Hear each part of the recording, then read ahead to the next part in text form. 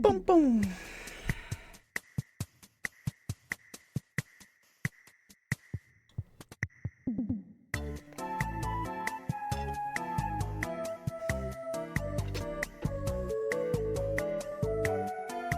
Almost air gold. What's up? Oh, to tier, what? Tier 3 to the vault? Wow. What's up, Lightning? Oh. Yeah.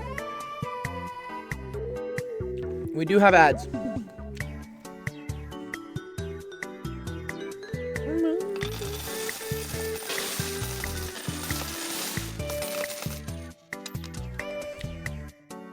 What's up? Getting like weather. Where's that originally from? Is that from Scream? No, yeah. But they did a parody of it in a movie, right? What movie did they do it in? Scream. No, not Scream. Not Scream. It was a parody of it. A scary movie, yeah. I don't think I've actually seen any of the scary movies.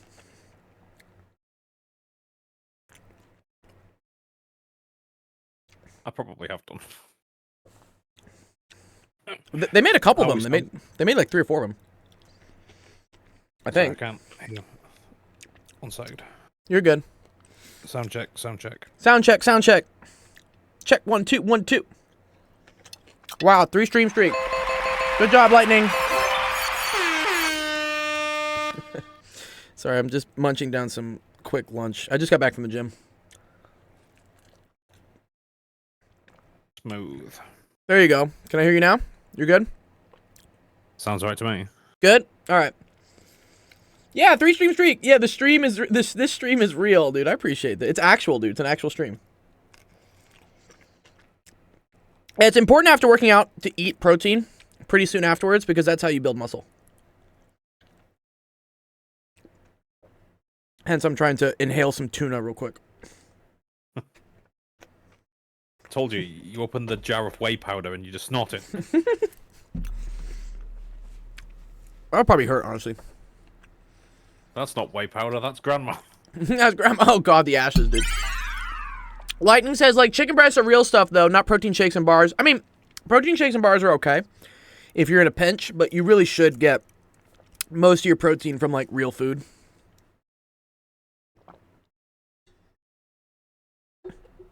There's just, like, a lot of other things in real food that are useful, like aminos and, I don't know, other proteins and shit. Hello, kittens. What's up, Noise? How'd your exams go today, Noise? I think he said they went well, yeah?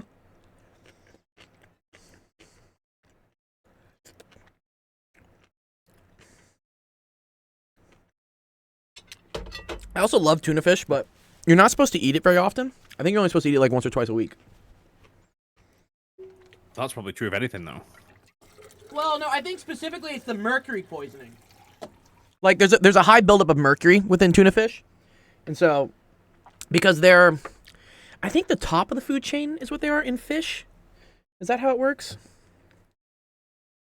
Tuna are big, but they're not that big. One sec, we'll look it up. This is actually a science concept. It's actually pretty cool. I mean, how big is tuna? The size of a medium-sized dog. Yeah, so if you have a bigger animal, for instance, it eats all the smaller things, so it builds up like a lot of mercury from all the. So like an individual small fish, like a sardine, for instance, doesn't consume that much mercury in its life because it's born and then it dies, right?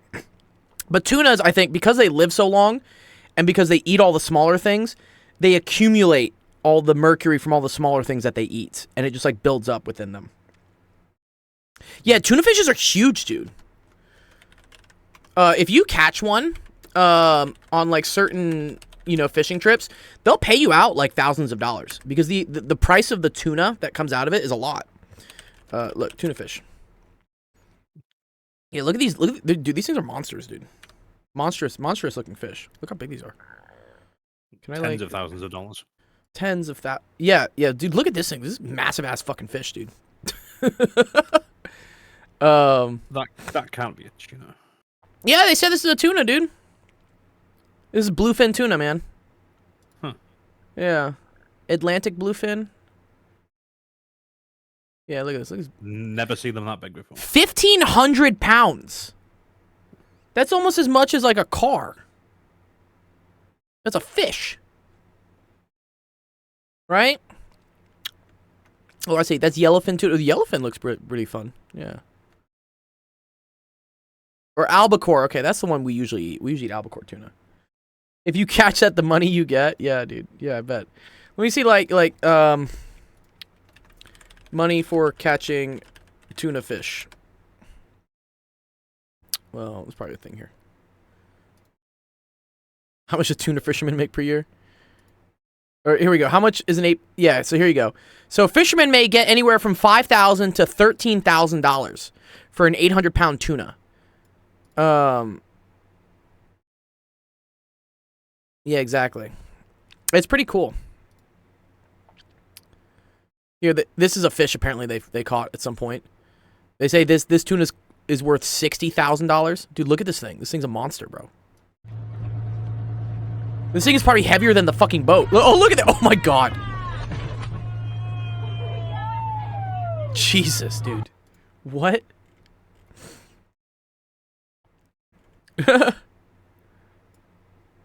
Dude, I love the comments here. I'm going to go find a desperate, depressed tuna and explain to him how he could do something with his life by helping me. You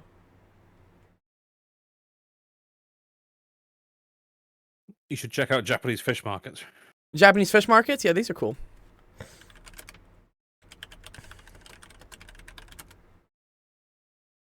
Yeah, these are really cool. They bid on them at the beginning of the day. They do. They do. Yeah, this. So, yeah, they'll come in here with all the tunas for the day, and then people will come in and they'll auction them off, basically, right?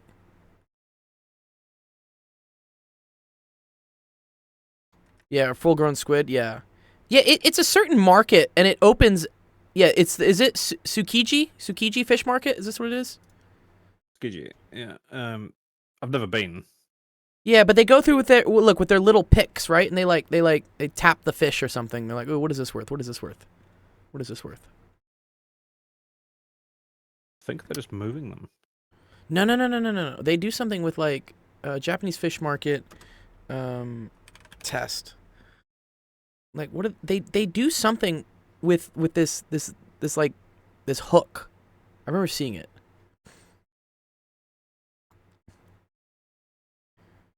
Or they'll take up giant ass katanas and just slice it. Yeah. I bet it steaks. Yeah, it probably smells fishy. Okay. All right.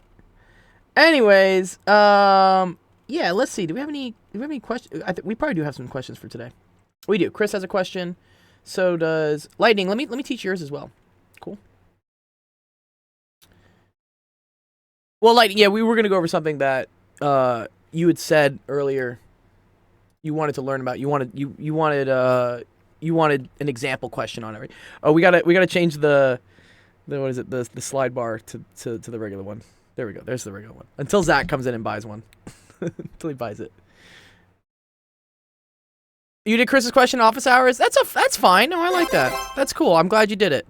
I'll see if he understands it. Yeah, Noise, you're more than welcome to always answer whoever's questions you see in office hours. I appreciate that. And then, I'll still give them credit and whatnot. Just make sure they understand it. I'll get you credit too, because you basically did my job for me, which is good. That's my eventual goal, is to have more people doing that instead of me just doing it all the time. That's called big picture. Okay, cool. Let's start off the stream. Welcome everyone to Office Hours. My name is Dr. Gold. It's Action Education. The stream helps you with math homework, science homework, all sorts of fun stuff. Happy Wednesday. Middle of the week. Kids are taking finals. AP exams are done. Even the makeup exam, I think, was yesterday for the makeup exams. But let's see. Lightning wanted some help with plot the following graphs: velocity versus time, acceleration versus time, force versus time, linear momentum curve, energy time with 3 different curves for kinetic energy, potential energy, and total energy, energy position, 3 different curves. Okay, I mean, this is cool. There's a lot of physics graphs, is what this is. Yeah. So Lightning, a good thing that would help me if I'm trying to like teach you this would be to know what level of math are you in? Like, are you in calculus? Are you in algebra? Are you in geometry?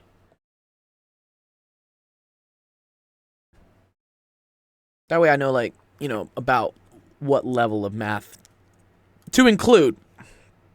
Because physics is one of these things where, you know, we can solve things using simple math, or we can solve things like super, you know, elegantly with complicated math. But if you don't know the complicated math, you know, doesn't make any sense to try and do it that way. So, let's see. Let me ask Elegant, what math you in? What math?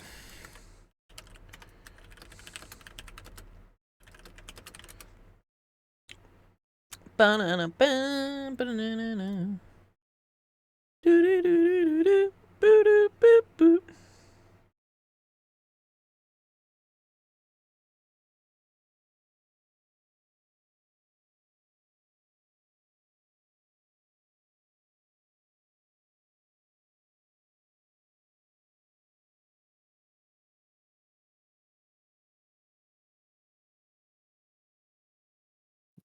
It's a shame we can't just.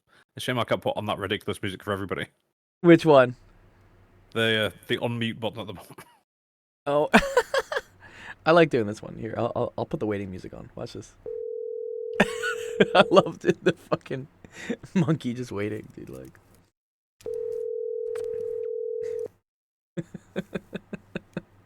This one reminds me Taco Cat of you, dude.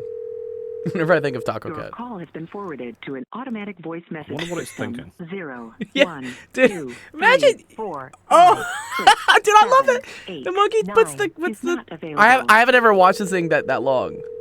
Oh my god, that's too funny. Yeah, you're good. Yeah, you're good. You're good. Here, let's maybe just look at that one actually. Well, we'll see what happened to Lightning. This happens sometimes. Kids ask a question and they just, I don't know, they just die or something. Bum bum bum.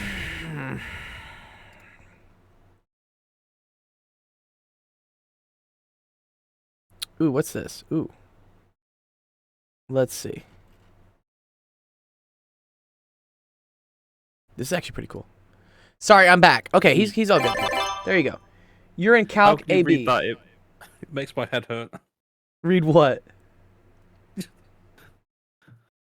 Because to me that says Sir back calc. So on and so on. Oh my god, yeah. Yeah. Oh, cool. You took the AP exam? Okay, so you know about derivatives then. He knows about derivatives at least. Yeah. Okay, cool. All right. Have you taken any physics, Lightning? Or are you just like intro into physics? Or English maybe. English. Yeah, English is good. AP Physics 1. Oh, yeah, that's where I helped you. Okay, cool. Then yeah, great. We're good, dude. Okay. Okay. Let's do like an example question. These are always fun. I'm trying to think where I have one. But okay. Yeah. Here. I'm going to get an example.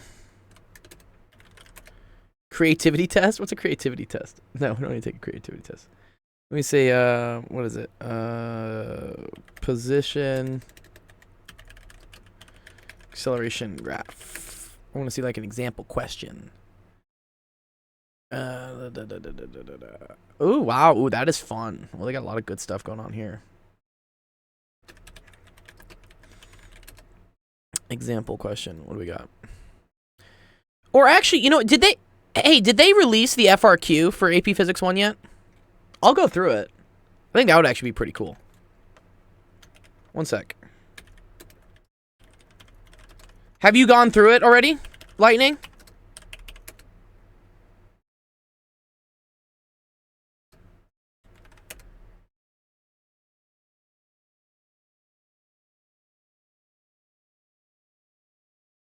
You haven't reviewed it? Okay, cool. Let's do it. Where do I find the previous exam? For the Well, the cool thing is here, look, they have the questions, but they don't have the answers yet. All right, cool. Let's pull this thing in, dude. Let's pull it in. One sec. Let me download this. Skull. Here, one sec. Let me download this. See, that's fascinating. What's up? Our exams for this year won't be available for at least a year on the line. So they haven't released the multiple choice because that takes a lot more effort for them to create, and they reuse questions all the time. But they did release the FRQ. So we can at least go through the free response. Yeah, because, the retakes. Well, no, the retake was today, I think, or yesterday. Yeah. Okay. Looks like we're uploading the PDF. Okay, cool. Let's do it. Because I don't think I have many other questions from people today. Yeah, unless Chris comes by. Let's see if Chris comes by. Needs help. Yeah, this happens all the time, Lightning. Towards the end of the year, people don't really need as much help. So we don't get, because like finals have already happened, or like people have already taken AP exams, or they're done. But we will do something over the summer where I like start giving like bonus assignments, and we give out prizes, and that starts to really kick in the help that people want. Okay, let's look at this. All right. Cool. So they say we have a block of mass M which is released from point A at a height of 6r above the horizontal. After being released, the block slides down the track as shown. Okay, when released from point A, the block does not lose contact with the track at any point. Points B and C are located... Oh, they have loop-de-loops. Oh, so this is the, like, you know, like... the loop-de-loop of death. Yeah, okay, cool. All right. Okay, cool. Radius R. All frictional forces are negligible. Cool. Where's the first question? Okay, here we go. Here, let's take this. I want to put this on this page so I can see the same thing. Okay. So it says, diagram A shows an energy bar that represents the gravitational potential energy of the block Earth system and the kinetic energy of the block at point A when the block is released from rest at a height of 6r. Yeah. This one was pretty simple. I think so, right? You have a lot of potential here. You have no kinetic, right? And then the thing falls down.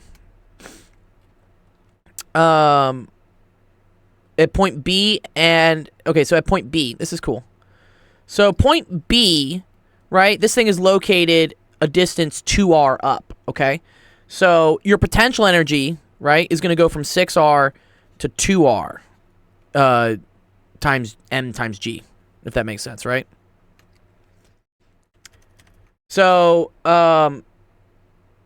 your potential energy goes down by well, okay. How many things do they put here? 1, 2, 3, 4, 5. Oh, that's nice. They just put 6. That's nice of them to do that. Wow. Very nice of them. Yeah, okay. This is easy. All right. So if this thing is going to be potential energy is equal to mg times 6r, right? We're just going to call this whole mg times r as like a single. This is in units of mgr, which is kind of cool. Exactly, right. So you have 6 total here. We're just like calling this like what one of these blocks is. So here this is going to be at 2, and this is going to have to be up at 4. Yeah. Yeah, very good. The other way to see this is that your potential dropped by a factor of 3, so your kinetic has to go like up. Well, not up by a factor of 3, but you need them to add up together. Yeah, exactly. Yeah, actually, yeah. Scratch what I said about relative change. It's absolute change you care about. Okay, cool. Yes, all good. 1, 2, 3, 4. Okay, cool. Starting with the conservation energy, derive an expression for the speed of the block at point B. Okay, well, we just did that, right? So, 6 mgr is equal to 2 mgr plus 1/2 mv squared, right? This goes away. Cool. I can multiply through by 2. So this would be 12. This would be 4. This would be 1. These are. I'm going to show you some algebra checks along the way to make this like faster, right? So if I move that over, that's 12gr minus 4gr. That's 8gr is equal to v squared. So v is equal to 2 root 2gr, right? I'm trying to do this as quick as possible. Cool. Okay, good, good, good. What's up, Nick? What's up? What's crack-a-lackin'? I just finished everything, all my homeworks. Nice. Have you graduated? You graduating today? Like, what's going on? For 12 days, no one's been grading my homework, so Oh, okay. I'll grade your homework. They shouldn't take over more than 7 days, but it's already over 12. Yeah, well, maybe their testing center was in Houston or something. They got hit by like some bad storms. No, they're in Florida. Oh, Florida, even worse, dude. No, we don't like Florida.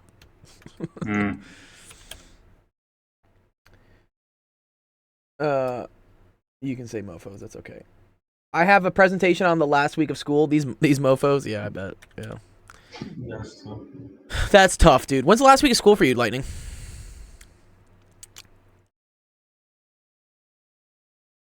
Okay, let's see. Draw and label the forces, not the components, that are exerted on the block at the instant the block slides through point C. So that's at the top here. Each force must be represented by a distinct arrow starting on and away. Yeah? Oh, Dos Semanas, 2 weeks. Cool, man. Okay. So this is going to have MG... Oh, my arrow here is very big. There we go. You're going to have MG, force of gravity, pulling this thing down here. But you're also going to have the normal force. Pulling it down. Because, yeah, normal points down. And then, overall, you don't have to draw this, but there's a centripetal acceleration that is equal to v squared over r. Significantly smaller?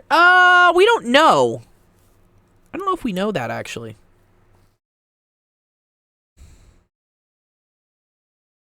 Because here's what has to happen. Okay. So you need... And look, we can actually check this out numerically. So, the normal force plus mg, which in this case... well, we don't know what m is, right? Has to be equal to v squared over r, right? And... let's see.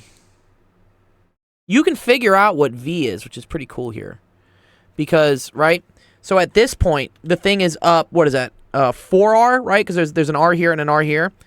So you have 6 mgr has to be equal to 4 mgr plus 1/2 mv squared, right? So this goes away and becomes 2 mgr must equal to 1/2 mv squared. So get rid of the 2. Now that's 4 mgr. Get rid of the m's. So I get 4gr is equal to v squared. Yeah, it's okay. Yeah, okay. No, I'm just showing, like, you need this. Okay, sorry. The sum of the forces has to equal the mass times acceleration, and because this thing is moving in a circle, it has centripetal acceleration, which always points straight to the center. And that's always v squared over r. Again, what I'm doing here is not necessary. I'm just doing it, like, to have some fun with it.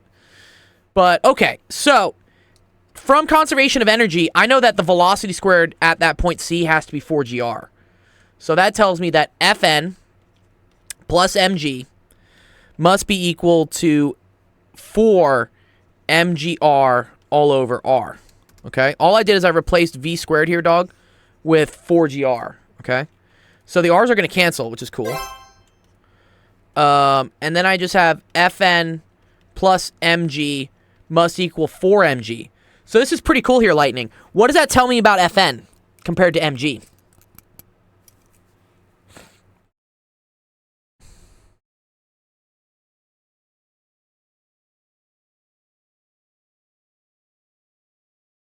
Fn is 3 mg, right. So, again, if I wanted to be fancy here, Fn is actually greater than mg. Yeah, by a factor of 3. Yeah, so I don't know. Again, you can derive it if you want. I don't think you're required to here. Okay. A student claims that 4r is the minimum height of point A. Wait, what? Excuse me?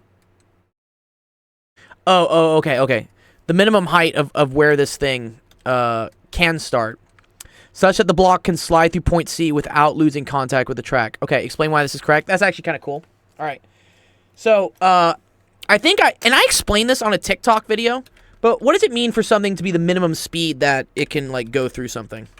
Do you know where that comes from?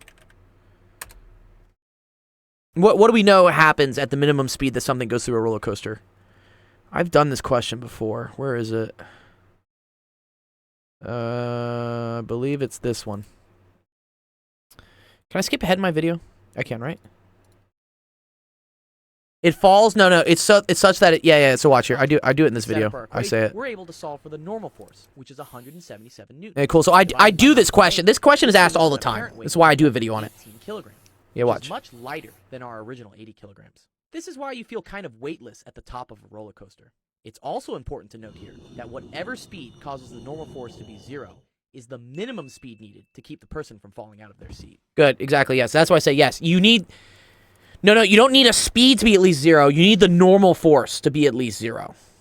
The normal force is the force that like the track exerts on you, right? If the track is no longer exerting any force on you, you are falling. Yeah. Yeah. I say it in this video here. If you ever want to watch this and see why this is, it's in this TikTok video. But yeah, so you see, and I'll show you where this comes from, right? So remember that the sum of the forces, right, has to equal the mass times acceleration. So we said this, right? Fn plus mg must equal mv squared over r, right? So mg is always constant, right? That speed will that force will always be constant because that just depends on mass and gravity. However, as the velocity goes down, do you see how you need like less normal force, right? In order for these things to equal this, right? If this goes down, right? This also goes down. Okay. Eventually, there's a limit on how low the normal force can go because the normal force can't be negative. The normal force has to point down. It has to point opposite of like where the thing is, like getting the point of contact. It has to point normal to the point of contact, which is down. So yeah. So what we say is that yeah, the thing falls when the normal force is 0. All right. So we kind of already derived something here, right? Didn't we already derive this? Okay. So we said, let's say this thing is at yeah, that has to do with this. Well, here, let's look at this. Okay. So we say a student claims that 4r is the minimum height. Why that claim is correct? Okay, so instead of 6 mgr being 4 mgr plus 1/2 mv squared, we're going to have that 4 mgr is equal to 4 mgr plus 1/2 mv squared. Right? Yeah, 1, 2, 3, 4. So this is interesting because I don't think the velocity has to be 0. It's usually like it's like a slow velocity. It's not exactly 0. So this goes away, and this just tells me v is equal to 0. Which yes, I mean the thing. Explain why it's incorrect. I agree. Yes, yeah, saying 4 mgr is wrong because 4 mgr is just the height it can be in order for the velocity at point C to be 0. But it turns out that even if the velocity is greater than 0, if it's still tiny, the thing will fall. And we can show why that is. So remember that this has to hold true, right? Fn plus mg must equal mv squared over r. The point at which it falls is when Fn is 0. So this goes away, all right? So now we can figure out what the minimum velocity here is, right? The m's go away too. And then you get v is equal to the square root of gr. This is the minimum speed that the thing needs to be moving in order for it to stay on the track, okay? So that's what I would say. I would say that, like, v min is equal to the square root of gr. So if you were to plug that in here, let's say, like, question mark is equal to, so this would be, so it would be, yeah, we're going to say mghr, right, where h is like the multiple, or let's just say mgh, must be equal to 4 mgr plus 1/2 m v minimum, okay? And then the minimum speed was square root of gr, so you get mgh is equal to 4 mgr plus 1/2 mgr, right? Okay. So the m's go away, which is nice. Cool. Goodbye. 4 plus 1/2, so that's 9/2. So gh is equal to 9/2 gr. G's cancel. Okay, cool. So you get the minimum height is actually equal to 4.5 r. That's the minimum height you need this thing to start at. Yeah, it's 4.5, not just 4. Yeah. That's kind of cool that you asking this question here, Lightning, ended up being the answer for this one. And this happens a lot in AP Physics. The questions they ask you kind of follow a logical reasoning of like, oh, once you got this, then you should be doing this, then you should be doing this. So we almost guessed ahead of time what they were going to ask, and we solved it in part C. Turns out the student is absolutely thick. What student? Absolutely thick, but... Anyways, yes, so that's correct. Okay, cool. Does that make sense? Yeah? Was that cool? I think that was a good explanation. I like that one. Okay. Let's keep moving forward. If anyone else has homework questions, please ask. Otherwise, I'm just going to keep running through AP Physics 1. Oh, the one in the question? Yeah. Oh, you're talking about... Oh, the student that thought it was... Yeah, the student that thought 4R was the minimum height. Yes, exactly, yes.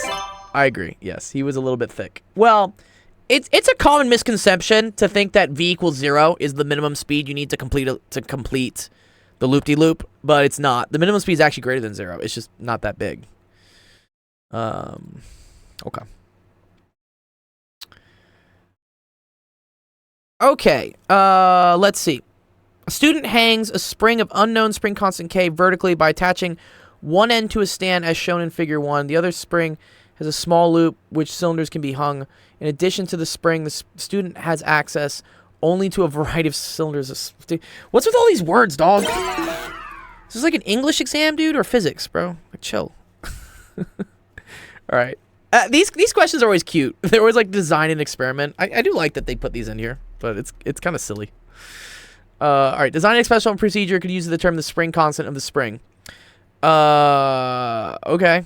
I would just put different weights and then measure, like, what the height is. I agree, Noise. This is easier than A level, for sure. AP Physics C is probably what A level is. This is AP Physics 1. Okay. I don't know. Do I really gotta... Dude, like, this is just, like, too much. I'm just like, whatever. Hang different... masses,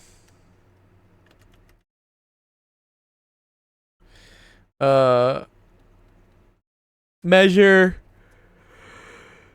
the amount of stretch, and then it's just mg is equal to kx. It's really literally all it is. Yes, plot weight against extension. Correct. Yes, exactly. Okay, whatever. I think I can just, like, yeah, dude, screw this. I'm not going to do it. What could be plotted to produce a linear graph? Whose slope? Yes, cool. All right, yeah. Well, I mean, we already said this, right? So, mg is equal to kx, right? So, if we measured the x... So, the vertical axis would be the delta x is what I would say, right? Delta x. And then the horizontal axis would be, so this is mg over k, right? So we would plot, one sec. We would plot, m, right? And then the slope would be equal to g over k. So g divided by the slope would be equal to k. No, you're okay. Yeah, mg equals kx, right? Yeah, that's how this works. Thing is, yeah,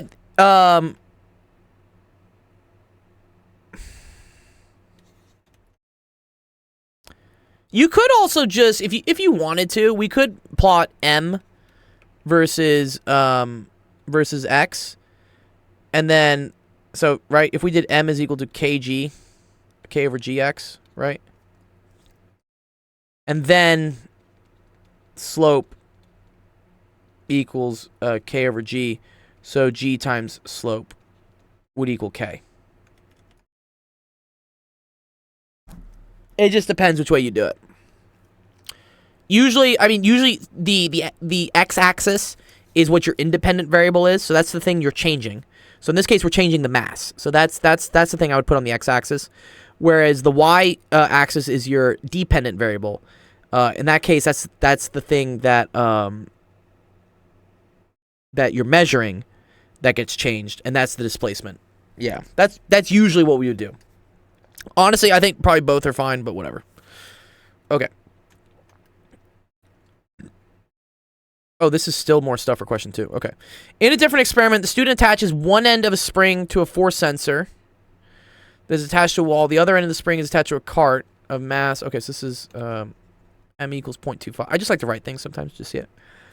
Okay, and pulls the cart to the right a small distance so the spring stretch. Student releases the cart, blah, blah, blah. The following shows the velocity of the cart and the force exerted on the cart by the spring as a function of time.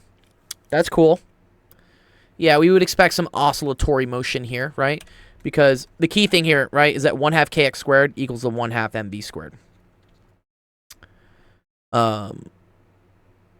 They have to offset each other. So, or really it's 1/2 kf squared plus 1/2 mv squared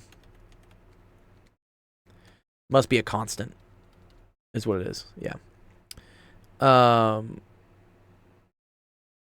And then, okay, the force right here, F is equal to kx. Oh, very cool. I wonder, yeah. Let's see where this goes. I'm curious what they're going to ask here. Using the data in the velocity time graph, calculate the change in kinetic energy of the cart from 0.5 to 2 seconds. Okay. So, change in kinetic energy, right? So, delta Ke is equal to 1/2 m, and then it's v final squared minus v initial squared. It's 1/2 mv squared of the final minus 1/2 mv squared of the initial. And in this case, the final is 2 seconds, and the initial is 0.5. As Ginkepsia. What does that mean? What? Wait. Noise, what are you saying, dog? Is that Welsh? Okay, so here the velocity is 0, right? So this goes away. And the initial velocity here at 0.5 is equal to 0.3. This is 0.3. So, yes, it's just 1/2. So it's negative, because this is negative here. Kinetic energy is going down. So it's negative 1/2 times the mass, which we said was 0.25. So that's times a quarter. Times, what is it, 3/10 squared. I'm just going to try and keep everything as exact as possible. So, well, it's 9/100 times 8. So, negative 9/800 joules. That's what this one is, right? Okay, cool. Using the data of the force time graph, estimate the change in momentum. This is very cool. So, what we learn about, this is called impulse, which says that F delta T is equal to M delta V, all right? Where this is technically the average force.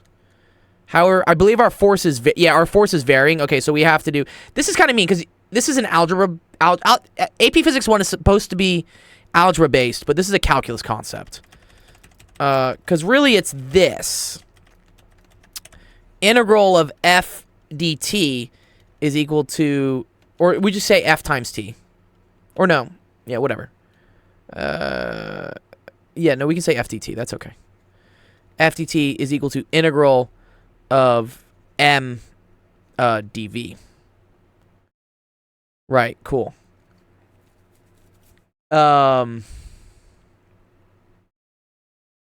Okay. So we have to integrate the force and time graph. We have to integrate the area from 0.5 to 2.5. Yeah, no calculus. Okay. Okay, we can't use calculus then. Okay. So it's delta ft to equal delta mv, right? Where I guess we're just going to say this is the area underneath, right? Okay. So what do they say? From 0.5 to 2.5. So that's from here to here. Oh, okay. You know why? You know, this is going to be cool. Notice how the area here is going to cancel out the area here, right? any change in the force over time here is going to be negative. Any change in the force of the time here is going to be positive. So this is going to end up being equal to 0. And it's just by symmetry. Do the data from your velocity time graph confirm your estimation from part C.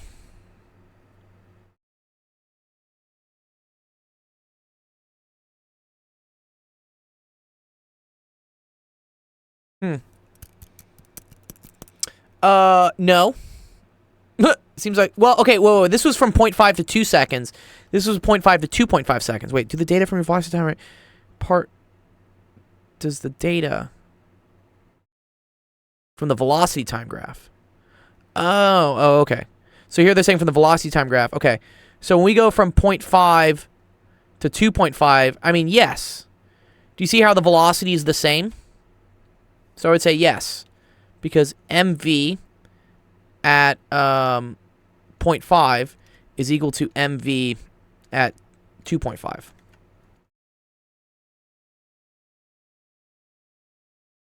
Yeah. So cool. Yeah, so yes, it does. Correct. Yeah. Love it. Cool. Is that making sense so far, Lightning? Do you think you got most of these right?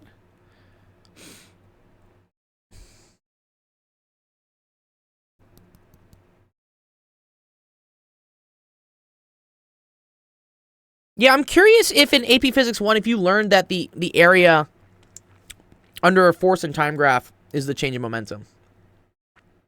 I'm curious if they taught that to you. I guess I could check that in... I don't know. AP Physics 1. Where's the one for the... There's like for teachers.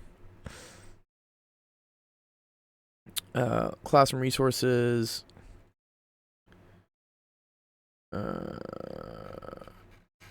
There's something where it's like AP Physics for...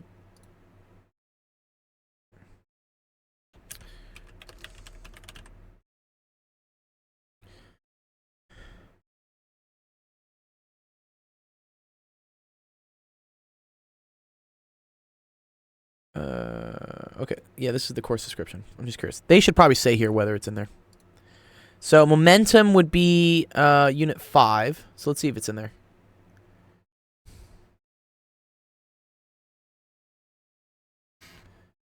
Oh god, they do this to us? Oh, this is so mean.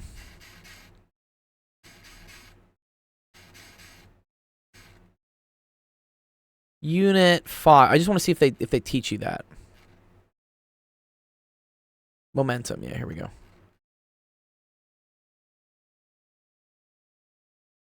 Momentum and impulse. Okay, cool.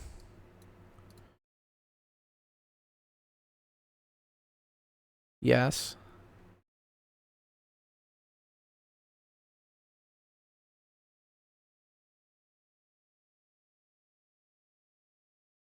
The product of the average force and the time interval. I see. So, okay. What they were expecting you to do in this case, for this question, is you were supposed to recognize that the average force here is 0 from 0.5 to 2.5. Because whatever the average is here, which would be like kind of negative, would be bounced out by whatever the average force is here, which is positive. Okay, I see. This is again why I don't like AP Physics 1, because it's a lot easier to explain this with calculus. But really what you're supposed to say here is that like F average from 0.5 to, what was it, 0.5 to 1.5 is equal to the negative F average of 1.5 to 2.5. Yeah, that's, I think, the correct way you're supposed to explain it. But okay. All right, let's see. Now we got a hinge. Hinge and ginge. Okay, here we go. All right. The left end of a uniform beam mass cell is attached to the wall by a hinge, as shown. One end of the string is attached to the right of the beam. The other end is attached to the wall above the hinge at point 1. The beam remains horizontal. The hinge exerts a force on the beam of magnitude FH, and the angle between the beam and the string is theta 1. Nice, okay. On a rectangle, draw and label the forces, not components, exerted on the beam. Draw the forces, distinct arrows pointing away. Cool. All right. Well, there's a string here. Right? String always creates some sort of tension. And the tension is going to be like trying to pull this thing up. So here, we're going to have, like, force of tension. Because this thing is on Earth, it has a force of gravity pulling it down. So that's here. That's going to be the force of gravity, right? Okay. And then the hinge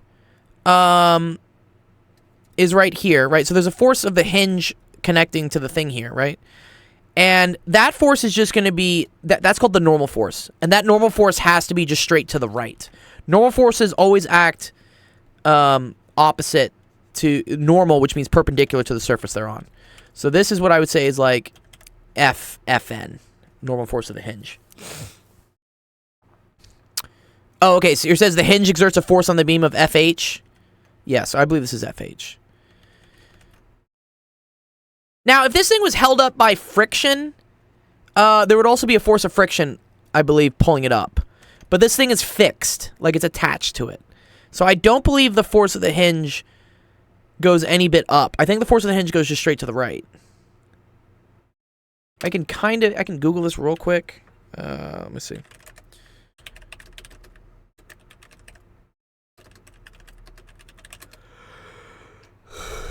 Let's see.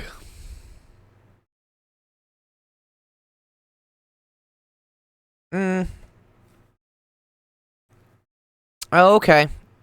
No, they do put a normal force from the hinge going kind of up. Okay. I'm wrong sometimes. Okay.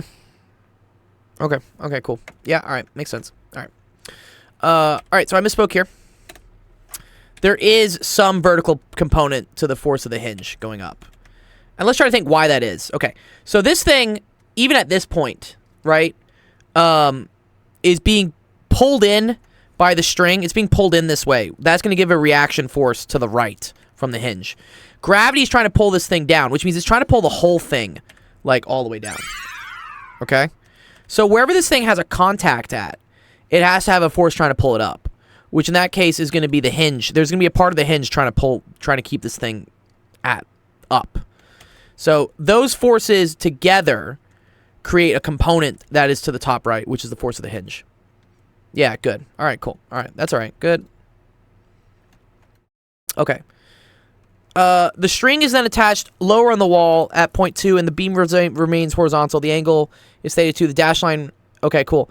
The magnitude of the tension in the string is FT1. The tension string in FT2 indicate which of the following compares FT2 with FT1.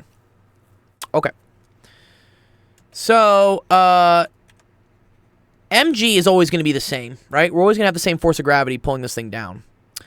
But now the tension is going to go from providing a lot of force in the y direction to not very much force in the y direction, right? This is going to be a lower angle.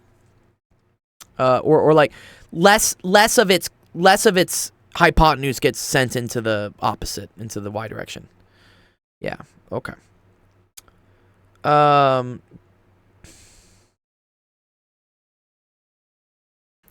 then we're always going to have this, right? There's always going to be force of tension in the x direction, and then there's going to be a force of tension, or force of the hinge, sorry. Force of the hinge in the x direction, and there's always also going to be a force of hinge in the y direction. All right, so let's think what happens.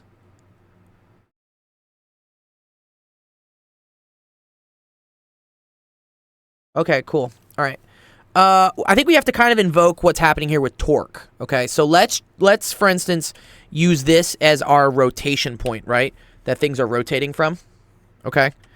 If I look at the torques here, right? I need mg times L over 2, so that's the torque due to this, right? It's the force of gravity times the distance, the radius from the rotation point, which is L over 2.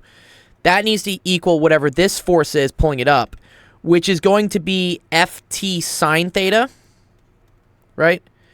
Ft sine theta times L. This will always hold.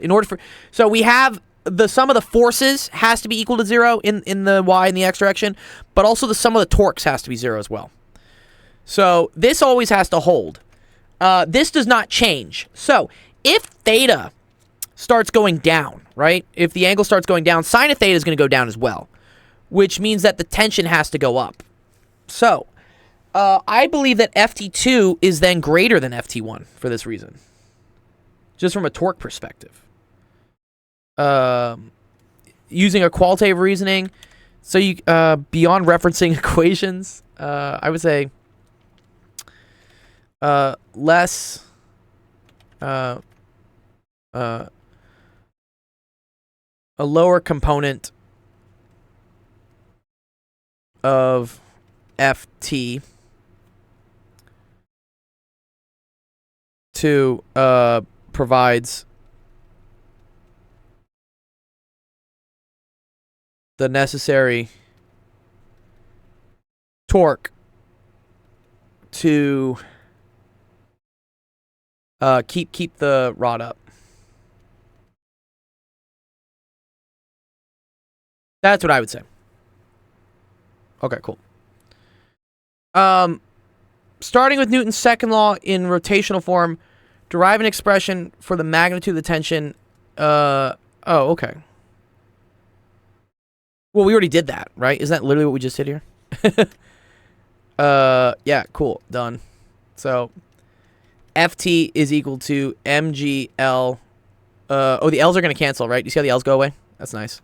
Love it. So that's mg over 2 sine theta. Mg over 2 sine theta. Right? And I think you would show this. I think you would just show that, like, torque net must be equal to 0. Okay, cool. Is your derived question consistent? Yes. Sine theta goes down, FT goes up. Awesome, cool. All right. The string is cut and the beam begins to rotate around the hinge with negligible friction. On the following axis, sketch the angular speed of the beam as a function of time for the time interval in which the beam falls before it becomes vertical. Oh, okay.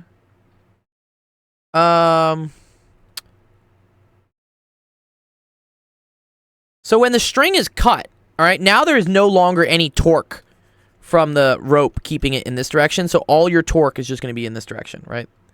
So you're going to have that torque is just equal to, what was it? Blah, blah, blah, blah. MGL over 2. Which is also equal to I times alpha. Okay? Alpha has to deal with the angular acceleration of something, right? So, but also this thing is also losing potential energy in terms of gravity. No, but that's okay. That's where the mg is coming from. Okay. Yeah, we're just dealing straight with forces here. That's okay. Okay. So alpha is equal to, we don't need an actual quantity for it, do we? Is equal to MGL over 2I. Okay. And then what we learn, right, is that angular speed omega is equal to omega naught plus alpha t, right? Okay, cool. So, and speed doesn't have a direction, so they don't care whether it's clockwise or counterclockwise. They just want the magnitude, because technically alpha in this case is negative because it's going clockwise, but it's okay. Okay, omega naught is 0, so it's just alpha t. So I believe it's just this. Because alpha only depends on constants, right? M, G, L, and 2I. These are all constants. And it should just increase linearly with time.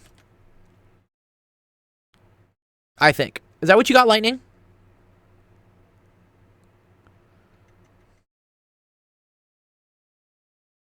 Curious what you got out of it.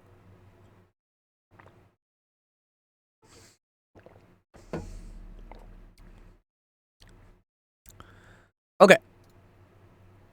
All right. Question 4 is this part. How many more questions do we have? 5. Dang, this is a lot. Okay, well, we're on the second to last. Okay, not bad. Okay. Cool. Second pendulum.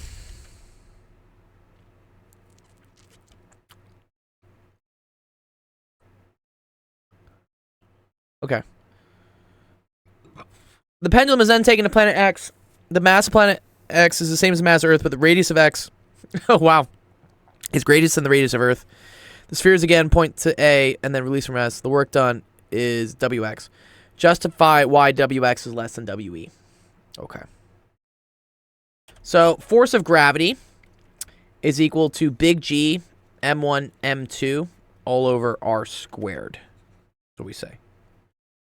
So this is different than just the mg approximation that we use on the surface of the Earth. This is like the Big Daddy form that we use. Okay, so we can say, you know, if R goes up, FG goes down, okay?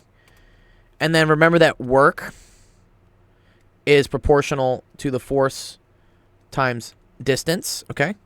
So since this is the same, but this is less,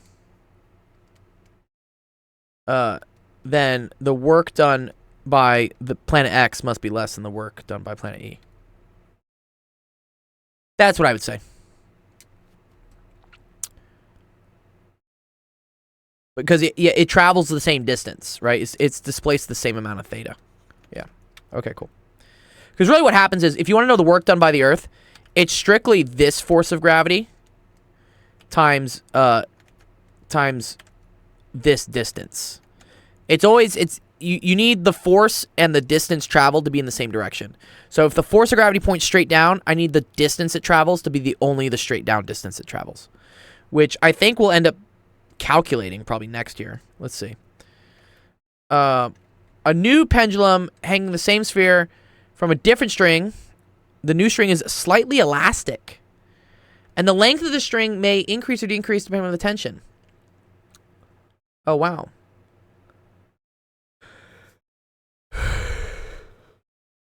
Okay, then planet Y, the mass is greater. In a clear, coherent paragraph length response that may also contain drawings. How TY could be larger than TE, but could also be smaller than TE. Interesting.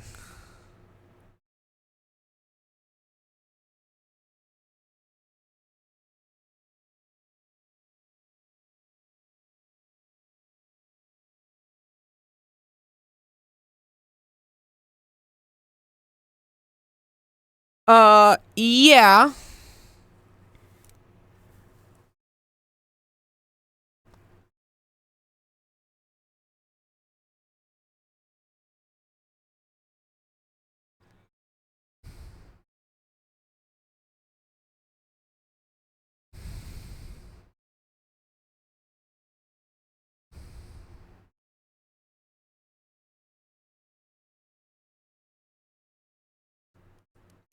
Yeah, it's a little more complicated though, because the string can change size, right? So period of a pendulum is just equal to, I think it's 2 pi square root of L over G, right? Which, yes, since planet Y has a mass greater than planet X. Or here, you should write it like this, sorry. So big M X is bigger. No, sorry. Big MY is bigger than big MX. Right? So FG, which is equal to big G M1 M2 over R squared. Since this is the same, right? This tells me that the force of gravity, so force of gravity on Y must be greater than the force of gravity on X. So that's this term, all right? Okay. So I would assume that planet Y should have a lower period because this is bigger. The question then comes into, however, is this the length? Because the length of the length can change. Oh, wow. Oh, you know where this comes in? Okay. It's actually very cool. Very cool. I'm gonna show you why this is. Okay.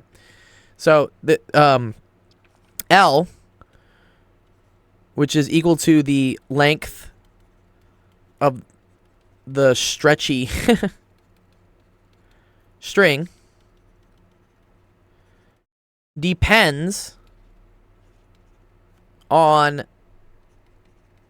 the spring constant.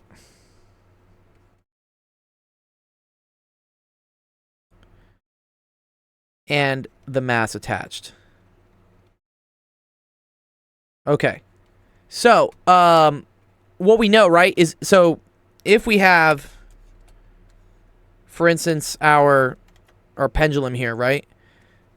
And let's say it's at rest, like just here, okay? This length that it is, right, times g has to be equal to no. This length times k has to be equal to this is AP Physics 1. What's up, Zach? Yeah, this length times k has to be equal to the mass times gravity. Yeah, okay. So what we say here is that L is equal to mg over k. Okay.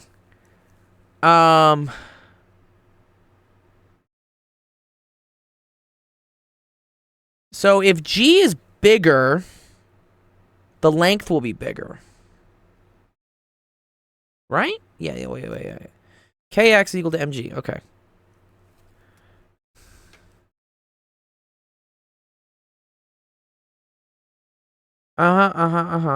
Okay. Oh, very cool. Wait. Watch out this. But this is actually going to cancel in here, actually. I believe.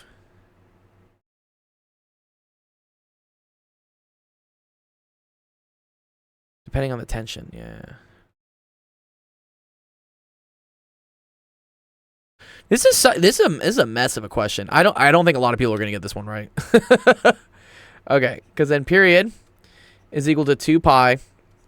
That's going to be the square root of mg over kg. So g is actually going to cancel. So it's just equal to 2 pi square root of m over k. So actually, I would say it's going to be the same.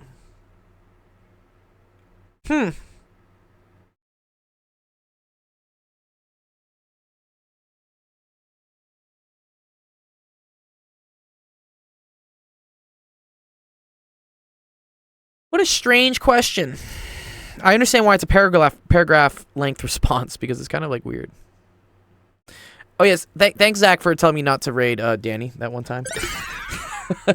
I'm glad. Yeah, I didn't realize Anders was going through a heavy discussion. I hope he's okay. I only caught the tail end of it, but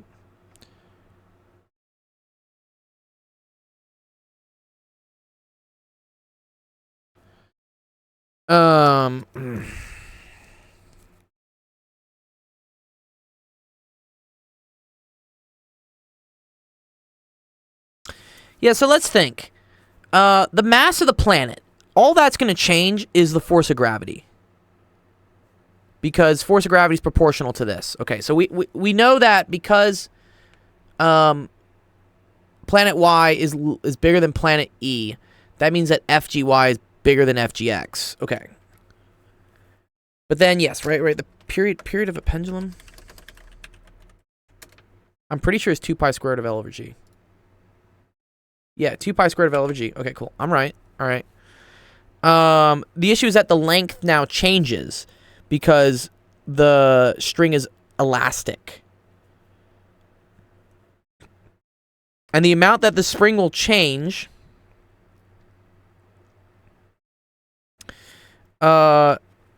depends on K, right? K delta X. This is a classic, like, F equals KX, which must also equal mg. So the length of it is proportional to mg over k.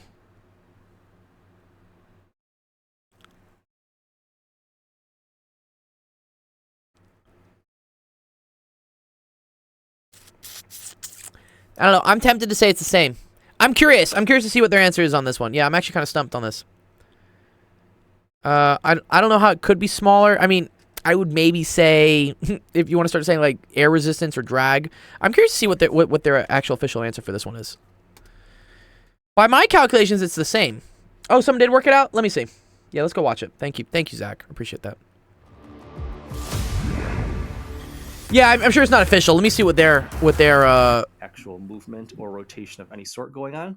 So if 0 equals the net torque over I, so Ix is the same mass as opponent that's slanted. And that's it for question number 3. Response question number 4. Oh, wait, why was his angular speed going up like this? What was, excuse me, what's going up here?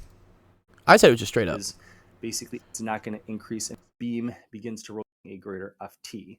So if we have a smaller he does from this here, then this overall number in the denominator is smaller, and then the entire number itself for ft is going to be larger. Now this one is pretty tricky here. I had to really think about this one. It says I drew a straight line. Begins to rotate about the hinge with negligible friction. On the following axes, sketch the angular speed of the beam as a function of time. Oh, this is tricky. You know what's happening here, actually? Sorry, yeah. Thanks, Zach, for posting this. Yeah, so I just said it was just straight here. The issue is that, yes, the issue is that alpha is equal to mg L over 2. That's only at the beginning when mg points straight this way, and, right, and then this is like, this is L over 2.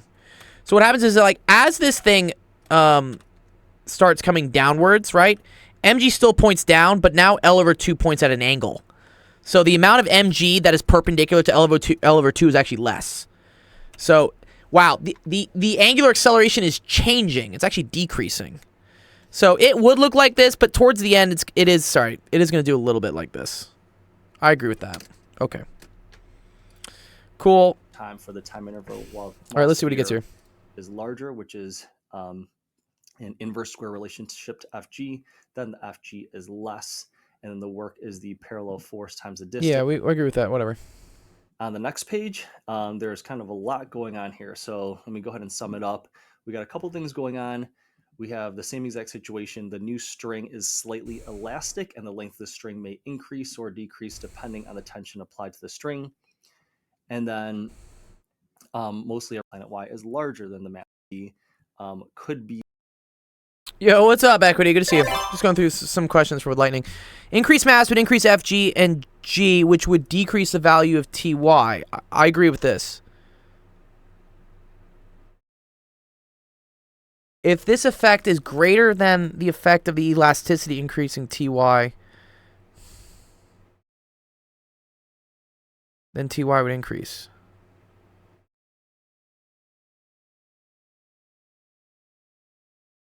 Wait a minute. But wait, isn't there an elastic spring on... Isn't it elastic on both of them, though?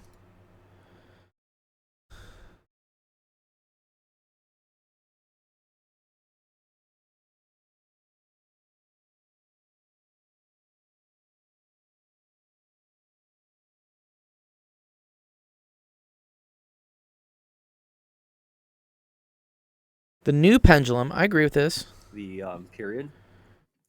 Then Ty would decrease. And then I show another thing here where the period of the pendulum is 2 pi, the square root of the length of the string, divided by G. And then if we had a larger G over here, then we'd have a smaller. Yeah. Okay. No. I agree with this, but, like, the issue is that L is proportional to G. The length of the spring, LG, is proportional to mg. So if this goes up, this also goes up. And it should go up by the same proportion. Like, right, that's what I show here, literally. Yeah, this is kind of hand-wavy, to be honest. So I maybe could have added a little bit more detail, but that's the main idea involved in making the period smaller. Now, as far as making it larger, the elasticity would increase the pendulum's length, causing a decrease in that period. Be able to articulate rest. The blocks collide. Okay, all right, okay, whatever. It's kind kind of bullshit. Because elasticity, right? The length of the spring is proportional to gravity. So they should cancel each other out. One is not going to beat the other one. I think. Yeah. No. I would argue that these should be the same. This is a badly written question. I wonder if someone mentions that in the FRQ.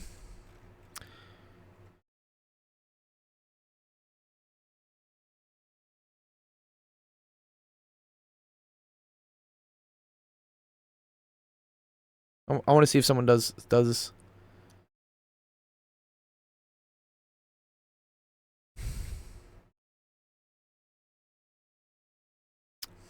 Because wait, what part? I'm gonna.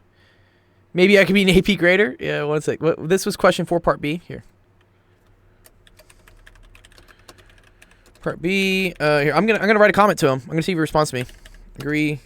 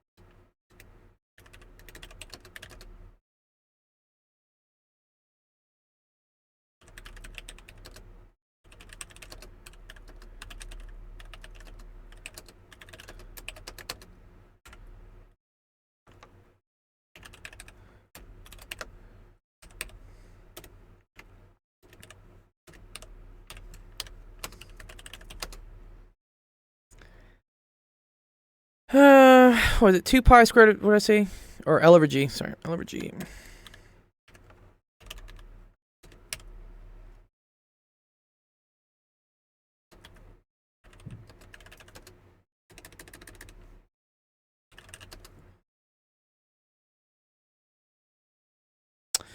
Oh, I see, but it's K delta X.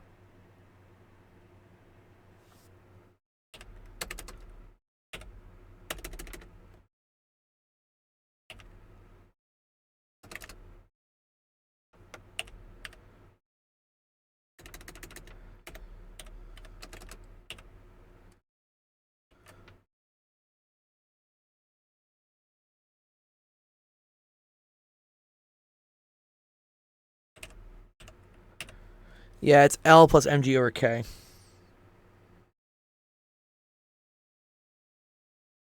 Mm-hmm.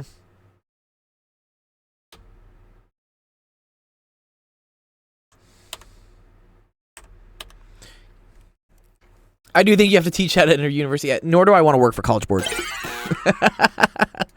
Okay, sorry. Let me say it. Okay, so right. L prime is equal to L initial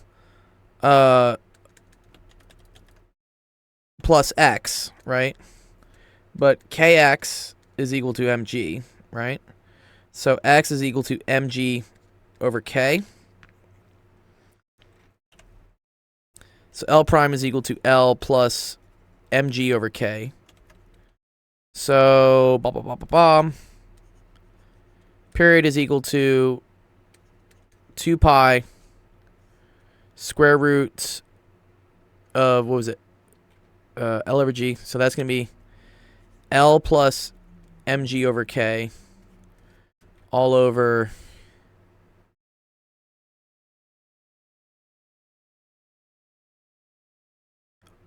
G. Okay. So let's see if this simplifies to something. So this is equal to 2 pi square root of L over G plus m over K. Okay.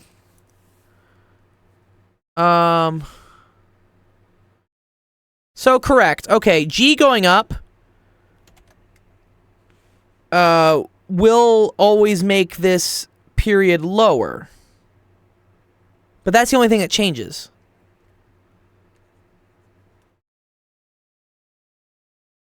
Huh. Yeah, because this is the same. M and K are the same for the two planets. No! I disagree with this. One sec.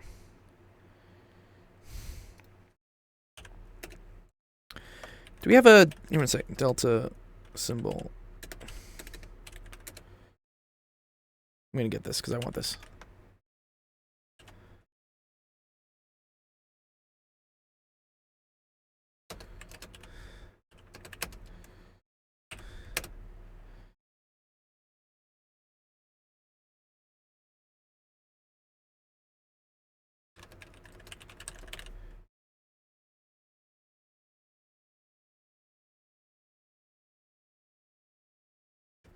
Sorry, someone on the internet is wrong.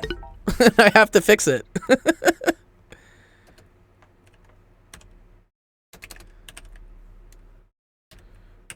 This guy's pretty cool though. He's got 1,600 subscribers. You know, help him out.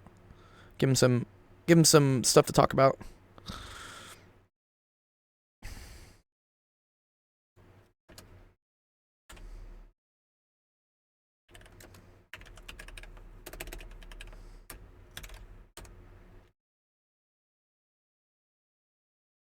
Square 2 pi square root of L over G plus M over K.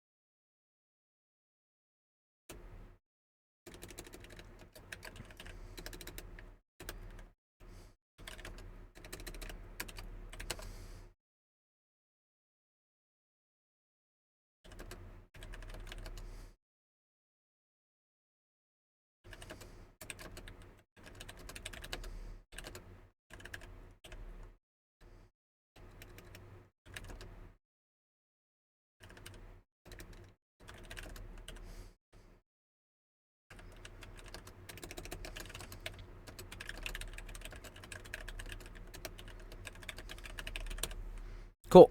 All right. Sorry, I just wanted to. Sorry, I need to sort that out. I don't agree with that question. Okay. Cool. And that's it for that one. Ooh, one sec. I gotta reload. One sec. Let me reload. There we go. Equity. Hey, what's up, Jamarcus? Equity, do you have time for another question? I do. Sure, yeah. Yeah, sure. Hit me with it. Did you put one in the screenshots? I might. Yeah, sure.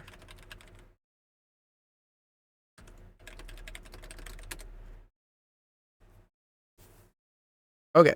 Let me see. Let's finish this one up. We're almost done. Okay. Time t equals 0. Block A slides on horizontal toward block B, which is initially at rest, as shown in figure 1. The masses of blocks A are 6 and 2 kilograms, collide elastically, blah, blah, blah. And as a result, the magnitude of the kinetic change of energy is 9, although blah, blah, blah. Determine the speed. Oh, there's an equation you're supposed to, like, kind of memorize for this one. What is it? It's like, elastic collision equation.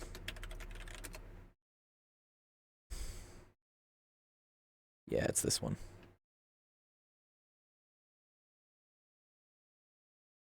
Yeah, should really just learn this one.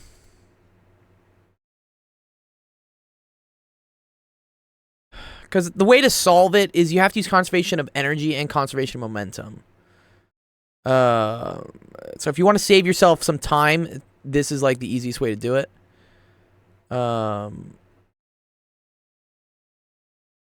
Yeah. I believe this is it. Is this it? One second. Let me make sure it's this one. Perfectly elastic. Yeah, this is what it is.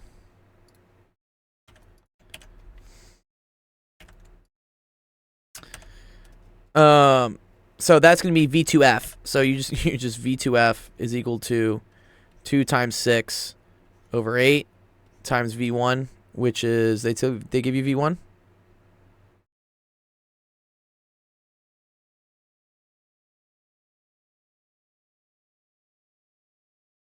Hey, no, do you know Mr. Highway and Zach? I do.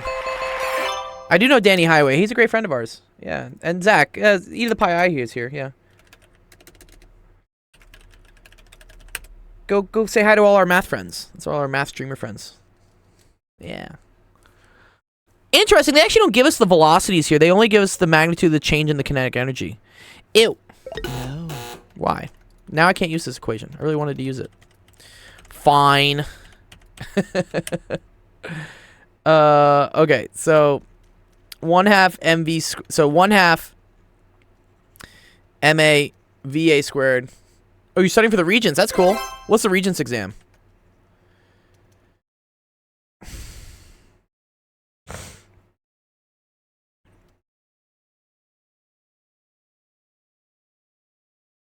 I don't give us the velocity of the one. Oh, algebra 1. Okay. Nervous situation? What's up? Like you need help? We do tons of free tutoring and help, which you should, take advantage of, all the times I stream and all the time all these other guys stream. They will help you out on whatever. They'll teach you. Like you just got to submit some questions. In block B is this. This is such an annoying question. Oh, I came here before. I work with Zach. That's cool. Nice.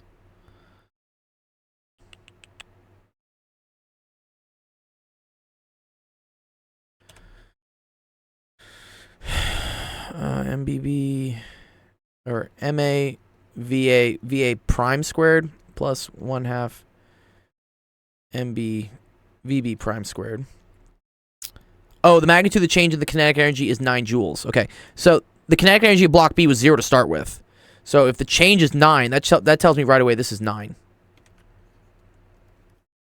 I have math. I don't remember in a way. What do you mean you don't remember in a way? Like you don't remember doing math? Or you don't remember certain equations in math? Like that's okay. Oh, okay. All right, we can just say this, right? 9 is equal to 1/2, and they give you MB, which is 2 times VB prime squared. Oh, this is such a dumb question. Sorry, whatever. Cool. All right, yeah. VB prime is equal to 3. Good, whatever.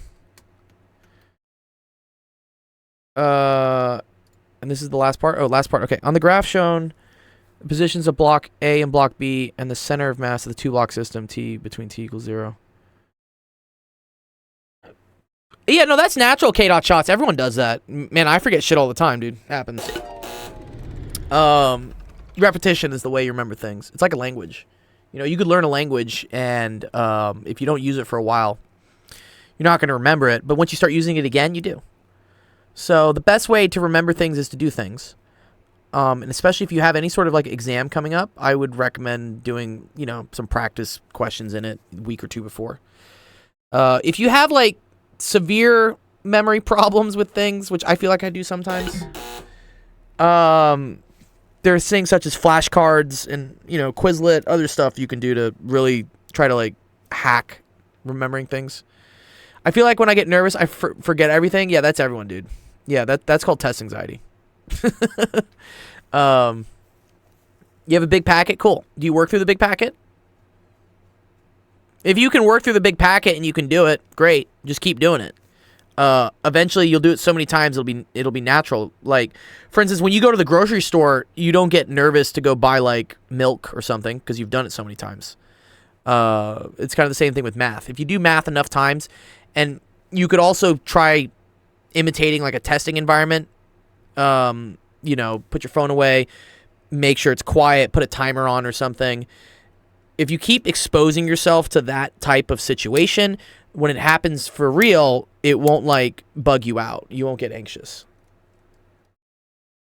That's another suggestion I try to give to students.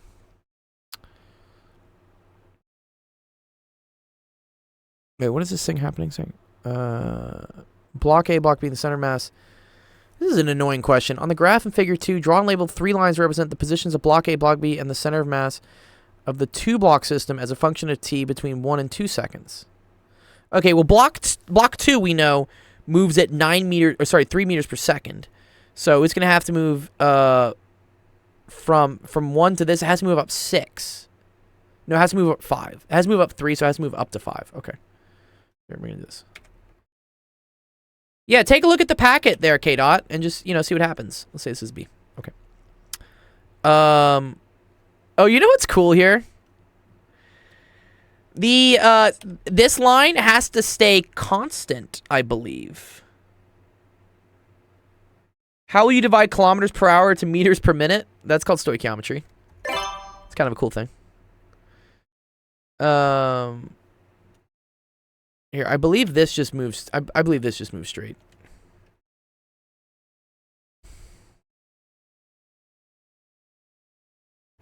I think this will do something like this.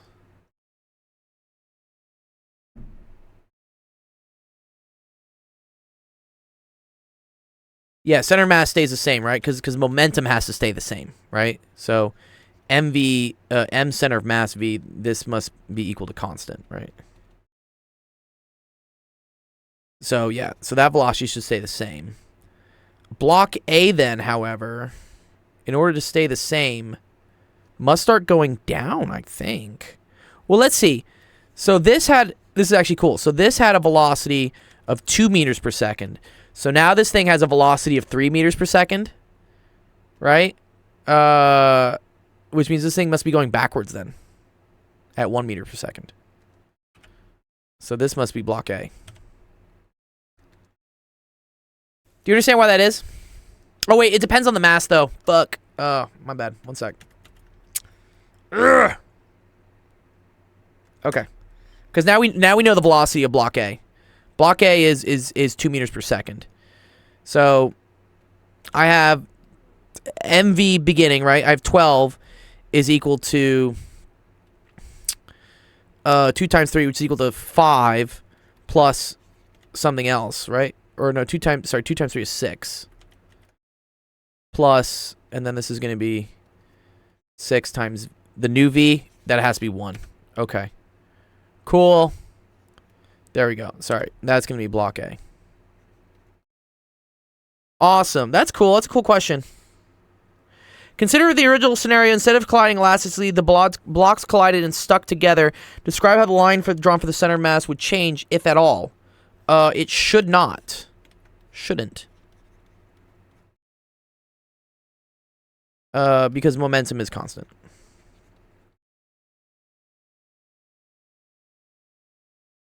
For the center mass.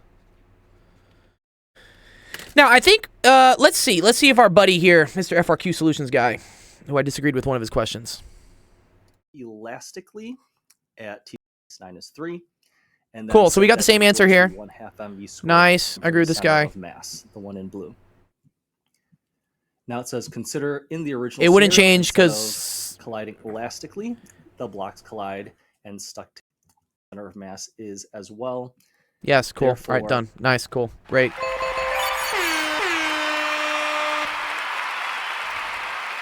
Nice. So that was cool, Lightning. Hopefully that made a little bit more sense to you going through this exam. I'm excited to see if that guy responds to me. We're having a little physics off. Yeah, right. I'm curious. I want to see if this dude responds to me. You know.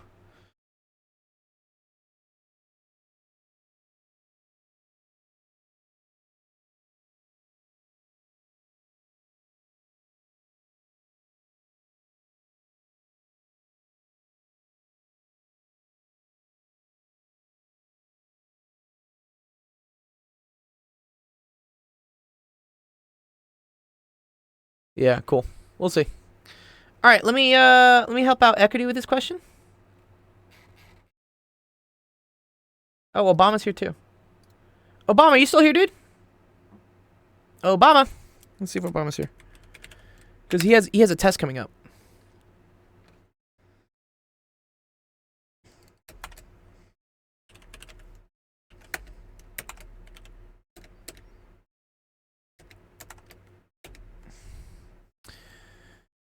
You know display name? What's display name?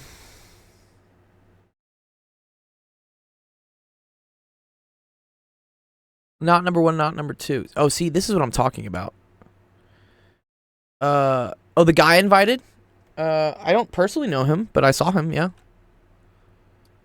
I think I saw him at some point.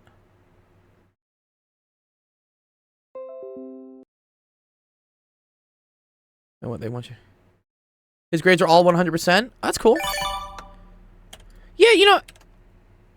And bro, yeah, no. Okay, so you know, a very common thing I say to people lightning is the only person you need to compare yourself to is the person you were yesterday. It's good to be inspired to. I mean, it's cool to. I attribute a lot of my success in early high school stuff to being around smart kids who kind of pushed me to be smart as well. It became kind of like a competition. It was like a healthy competition. You'd be like, oh, like they got a good grade, I want to get a good grade. But don't let it be something that like puts you down such that you feel bad about yourself and you're like, oh, I'm dumb. Like, no. Use it as motivation to be like, I can be that good. I just need to do more studying or I need to do more practice problems. But also, you know, just make sure you're getting better. As long as you're getting better, you're great. That's all you got to really do. Forward progress. What was the rest of this question? Sorry, what did this question say, dude? Write an equation in standard form for each ellipse or hyperbola. Dude, this is what I was telling him was going to be on his test, man. I told him it was going to be on this test. He's just, oh, I just draw the things. I'm like, yeah. But then they're going to do something where they give you the quality of the properties of it, and they're going to ask you to write the equation. Hyperbolas, yes. Yes. Yeah, because this is tricky. You gotta remember the equations for these. So, what was it? We gotta remember this. I'm gonna pull this in.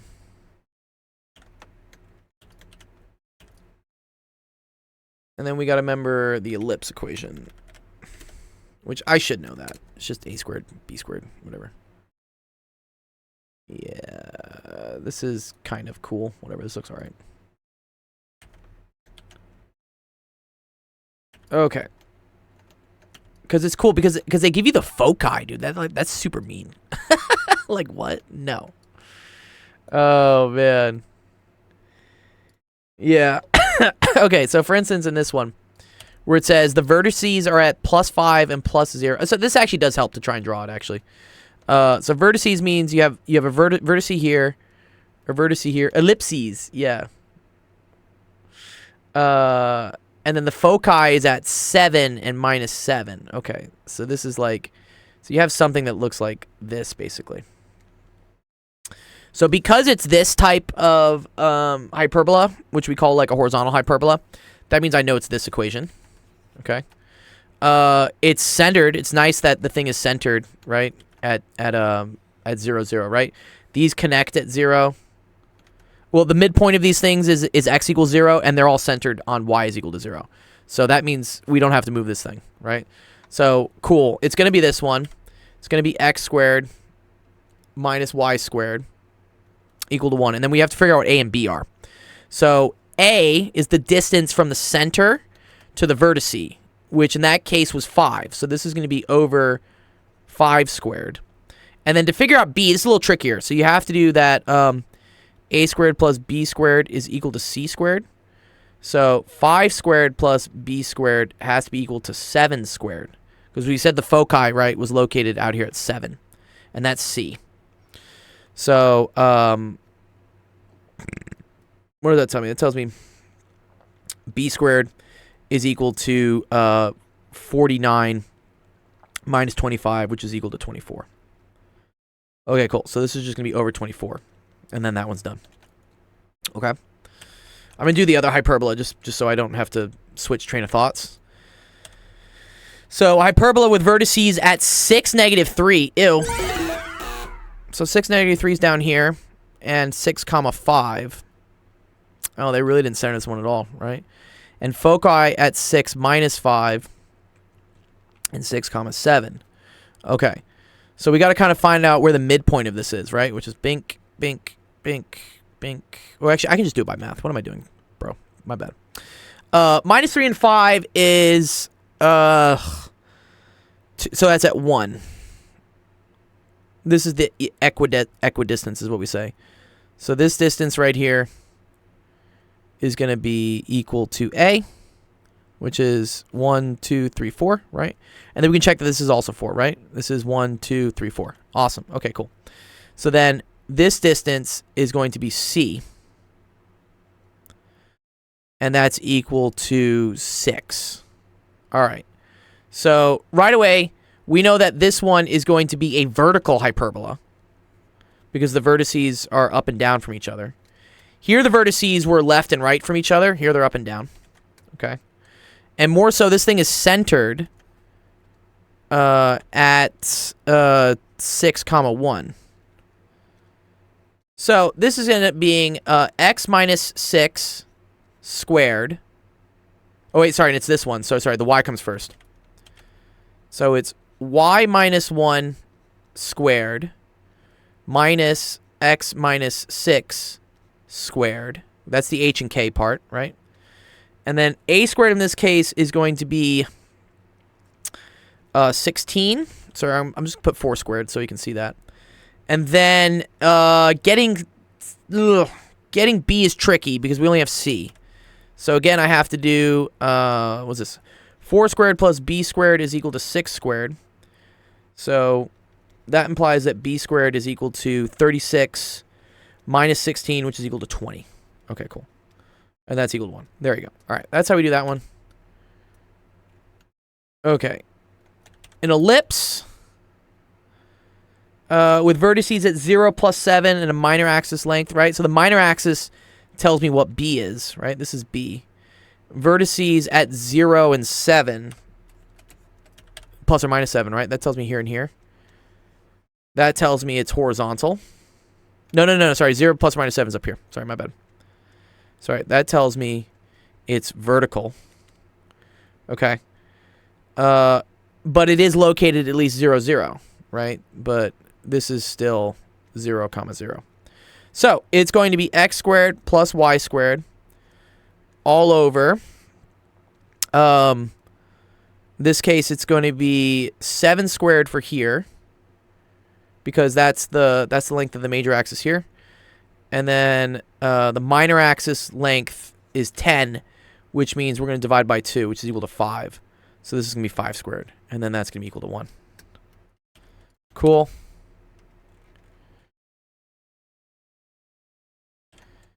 Okay. 0 with all right, so co-vertices at 0, 0, and 0 minus 4. Okay, so that is going to be here and here. And those are the co-vertices, which means they're part of the minor axis. So that's this, right?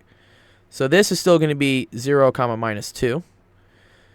And a major axis length of 12, well, that tells me that this whole thing here is 6. All right? Okay. So this is going to be x minus 0 squared all over 36 plus y plus 2 squared all over 4. Or here, we'll say 2 squared, which is equal to 1. Cool. That's a good one, Obama. That's actually, yeah. But again, this is I knew this was going to get asked. Like his homework yesterday, he was just looking at the graphs and figuring out what's the minor axis, what's this. And I told him the next thing that they're really going to test you on is they're going to give you the properties and then ask you to write the equation. Yeah. So there we go. We'll throw them for Obama so we can hopefully learn some stuff. Okay. Yes, equity. I'll do yours, and then I probably got to run after this. Hell dog, what's up, good? What's up, dog? 5 stream streak. Nice, dude. That's dope. Nice. That's really cool, man. Okay. Consider the graph of y is equal to 5 sine 2x plus c. What values of c are required so that the graph has only positive y values? What do you think this is, equity?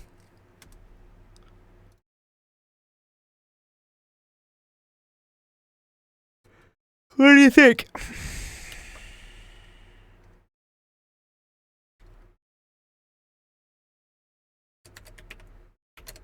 Let's see where equity is.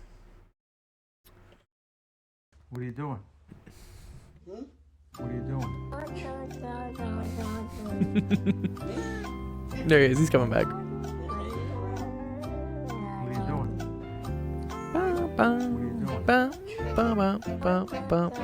There he goes. What's up, equity? Cool. Do you know how to do this one? I was gonna say for this one. It's kind of a cool question. Sinusoids. Sinusoidals.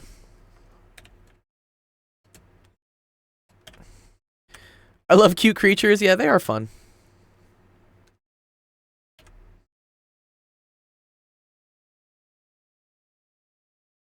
What's up, Obama? What's up, dog? I need a question solved. Damn. Oh, I did all of them. I'll go over and review them with you real quick after this. Thank you. Yeah, you're good, dude. Yes, you're right. It has to be 5 here. Yes. Because, yes, this part here will always oscillate between -1 and +1. So 5 times that will always drop you down 5 or bring you up 5. Yeah, sinusoids are just sine and cosine, yeah. So yeah, you just need this offset to be 5. You need the midline to be equal to 5.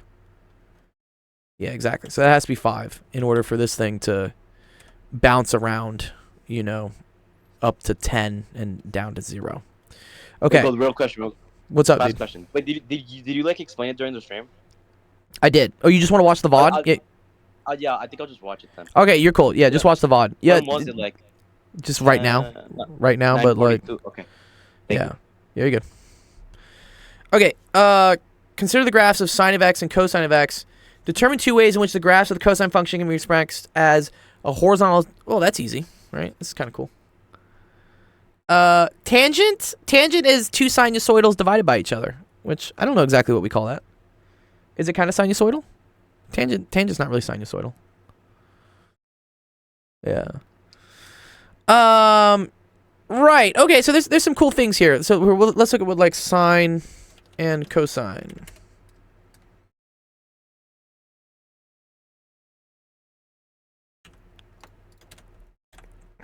So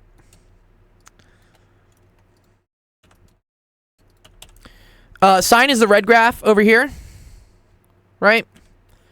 And then cosine is the green one. So yeah, they do look like they're just shifted horizontally, right? So what was the question asking? The graph of the cosine can be expressed as sine. Okay. So cosine is the green one. So if I wanted to express this one as a translation of a sine graph, what I could do, right, is I could pull the sine graph back to the left by pi over 2, which that would look like this. So I could say that cosine of x is equal to the same thing as sine of x plus pi over 2. Okay? Remember that plus moves things to the left, minus moves things to the right. So I could either move this function back pi over 2, or what I could do is I could move this function forward by 3 pi over 2, right? So this thing can either come back a half or it can go forward by 3 halves of a pi. So yeah, that's the 2 ways you can write this. You can write this as sine of x plus 2 or sine of x minus 3 pi over 2. Yeah, it's a phase shift of 90. 90 or 270. So it's you're either moving it back 90 or you're moving it forward 270, which is kind of similar with graphs, right? I can either move something this way 90 degrees or I can move it this way 270 degrees. This is the same thing as pi over 2, and this is the same thing as 3 pi over 2.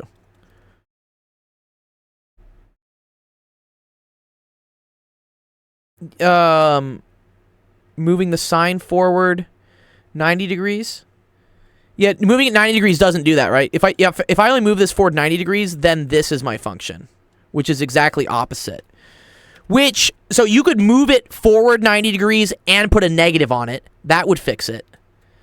So, yeah, you could say it's negative sine of x minus pi over 2. I guess this technically works. But, right? Is that right? I think that's right. I think if I move it forward pi over 2 and then I make it negative. But there's kind of a cool thing here where like sine of negative x is equal to negative sine of x. Okay? So this is equivalent to this is equivalent to throwing the negative inside of the x. So this is the same thing as sine of negative x plus pi over 2, which is the same thing as sine of pi over 2 minus x. So that's interesting. I wonder if that's listed as like an identity. Sine. Yeah, okay, so here it is. So, yeah, you can write cosine as sine of pi over 2 minus theta. That's what this one is. But I think you can also write it as theta plus pi over 2.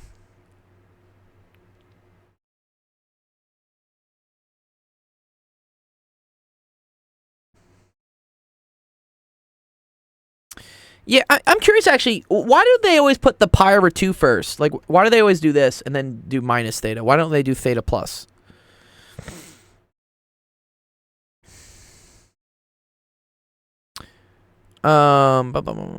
Where's the addition property one? What is it?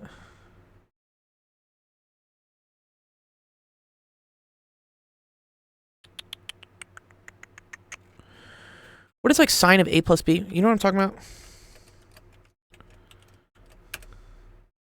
Okay. Sine of a plus b is sine a cosine b plus cosine a. This is another cool identity, which is good to know. We can kind of show that this works. I'll show you how it works. So sine of a plus b is sine of a cosine b plus cosine a sine b. So if I wanted to write sine of x plus pi over 2, watch what happens here. That's also sine of the first thing, so sine of x times the cosine of pi over 2 plus the cosine of x times the sine of pi over 2. This is an identity you'll learn eventually in trig. It's a very useful one. And the cool thing here is, right, cosine of pi over 2 is 0. This goes away. Sine of pi over 2 is 1. So what you're left with is this goes completely away, and you get sine of x plus pi over 2 is equal to the cosine of x, which is exactly what we were trying to prove here. Pretty cool. Yeah, it's all self-sufficient. Or self-consistent, I think is the word we use. Yeah. Dude, what is this, like, HR bullshit they put up here, dude? What? Reasoning, proving, representing, selecting tools, dog. Okay. The graph of y equals sine of x is transformed so that it has an amplitude of 4 and x-intercepts that correspond with the minimum values. Oh, okay, cool. The period is 360 degrees and the phase shift is 0. Write an equation of the transformed equation. Okay, cool. Well, let's just do it. So this would be y is equal to 4 sine of x, right? But you need the x-intercepts to correspond with the minimum values. So that's 4 sine of x plus 4.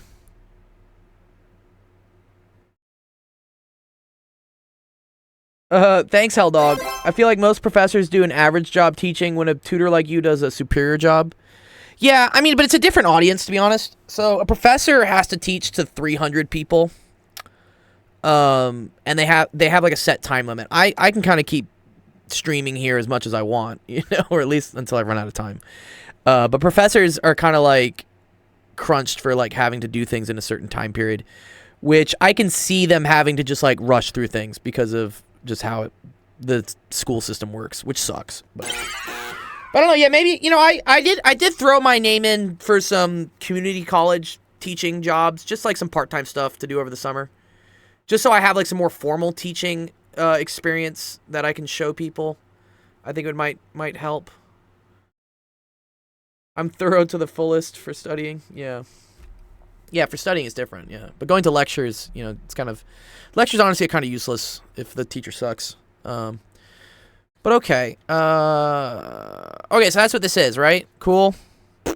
Yeah, we agree with that? Right, that's going to do this or whatever. Yeah, okay.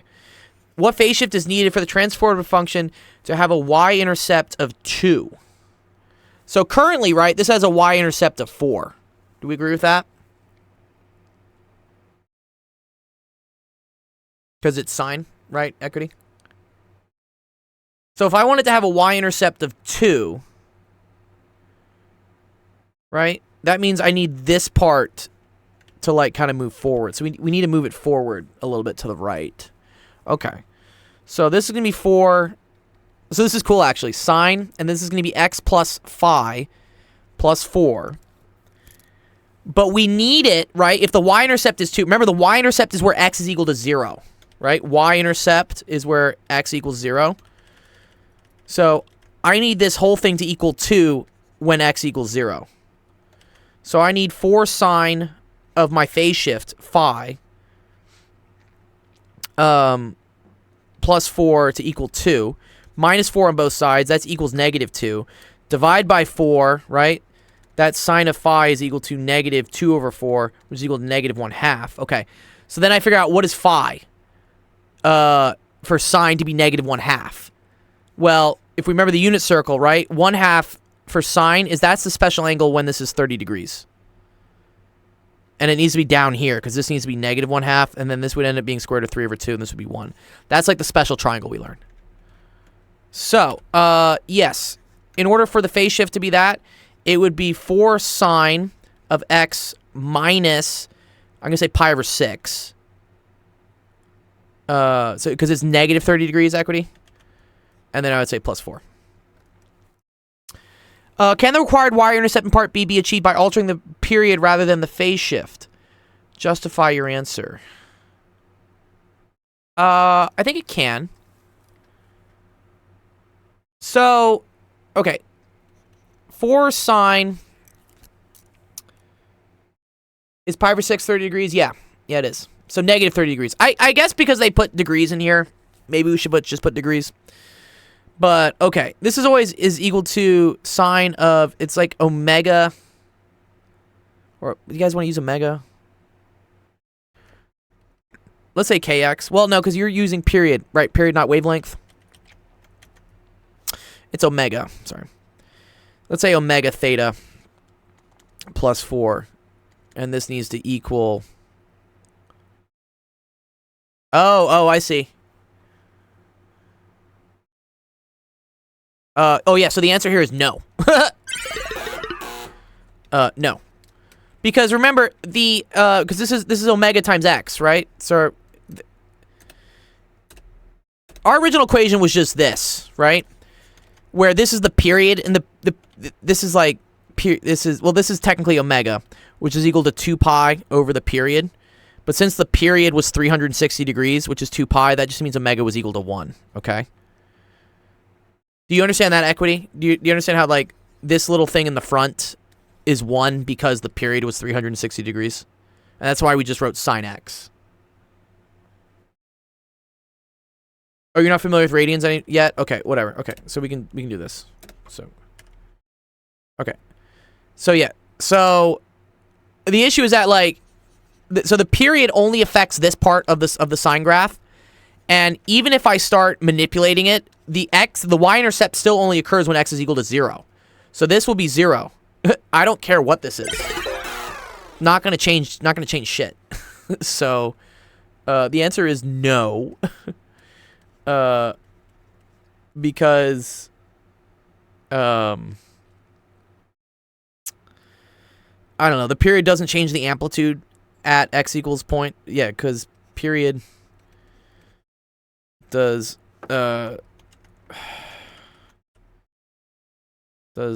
not affect y value when x equals 0. That's what I would say. Yeah? Does that make sense?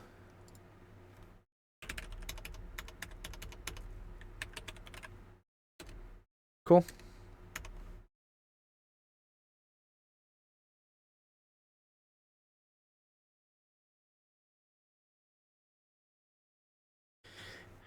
Yes, by shifting it, no, you're shifting it to the right.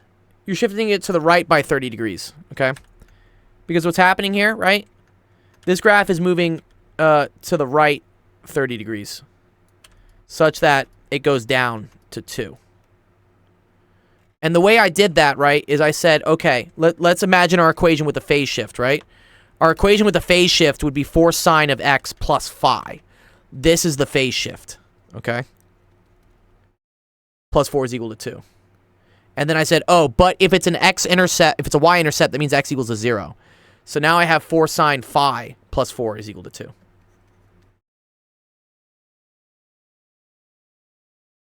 And now I'm just solving for phi.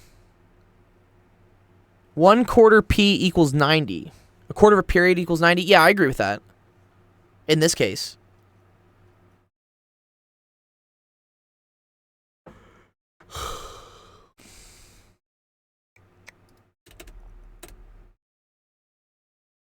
Uh, 2 would be the midline?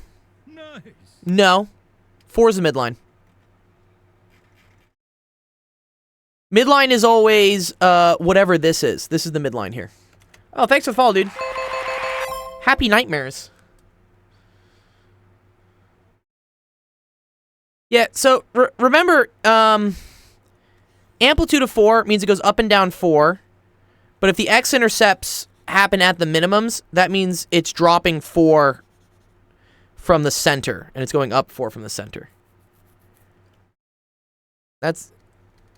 Yeah, we're getting close, dude. The road to 1K. Yeah, that'll be pretty cool. So this is always the midline. Because this oscillates between -1 and +1. And when it's -1, that's at the minimum. That becomes -4 plus 4, which gets me to 0.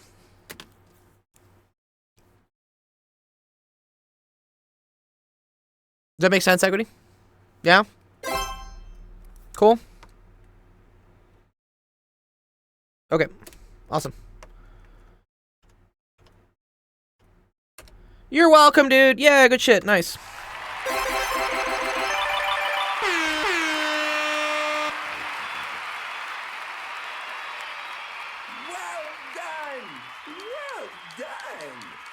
Oh. Yeah, wait, who got the points there? That's not Equity. Who's this? This person's been here interlinked. What? Who's this person, dude? What? Whatever. No. Whatever. I don't know why I went to them. There you go. Now you got it. 66. Cool. All right. Let's close the stream out. All right. Thank you, everyone, for coming to Office Hours. Had a fun time working with you guys. What's up, Happy Nightmares? Glad you found us. Yeah, so we do free math and science tutoring. Anything, middle school, high school, college. I don't care. We do it all. Today we did a little bit of AP Physics 1, and then we did some sinusoidal stuff. So, you know, if you got a question, come by our streams. Feel free to ask them. Join our Discord. The Discord's the best way to be able to figure out when the next streams are and, you know, be able to submit your questions for us to go through them. And then here's our schedule.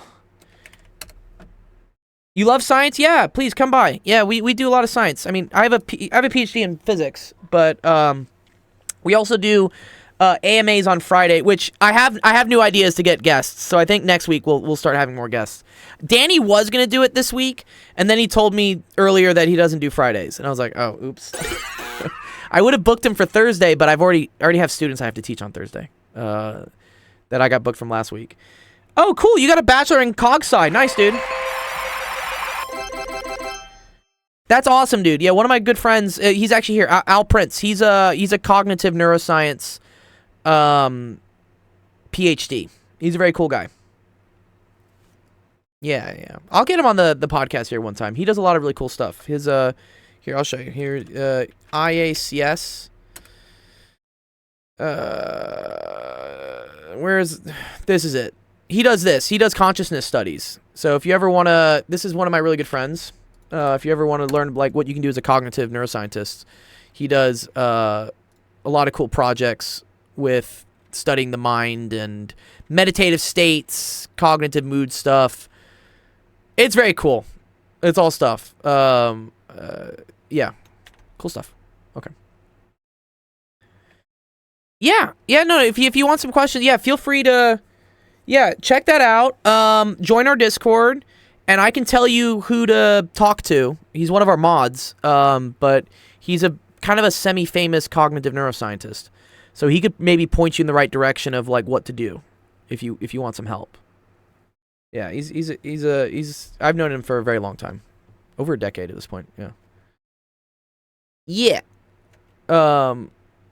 And I don't know where you live, but if you live in Los Angeles, you could maybe even get an internship there if you wanted to like do some research and get some, experience under your belt. Anyways, okay, cool. Yeah, let's go raid someone. Who are we gonna raid today? Hopefully not Danny Highway having emotional conversations. Yeah, you're good, dude. All right, let's see. Who are we gonna raid? I'm gonna show you guys who we got. Who do we got up? Who am I following? Who can we raid? Okay, nice. Awesome. We got Danny, who's been up for 2 hours. We got Merryweather, who's doing Wibbly Wednesday. I don't know what that is. Or we have Talos, who's playing video games. And then Moo Hoodles, she's cool. She does stuff as well. And then Physics and Depression, feeling quite low today. Keep me company. I feel like we should go to this guy because like he says he's lonely. We should go to Danny? Okay. No, we can go to Danny. I agree. Let's go to Danny. Oh, look, he has his calculator, but he doesn't have the gold one that I have. I gotta give him my skins. I'll give him my skins. It'll be kind of funny. All right, cool. Let's go say hi to Danny. Let's start the raid. He's one of our Discord mods. Yes. DM me. Join my Discord. Yeah, join my Discord, right? Which is there. Send me a DM. And then I'll put you in contact with him. Cool? I'm Dr. Gold, by the way. You're good. All right. Yes, thanks, Zach. Appreciate it. Go say hi to Danny for me. Yeah, go say hi to Danny for me, and we'll see you guys next week. All right. Peace. A lot of the math streams are very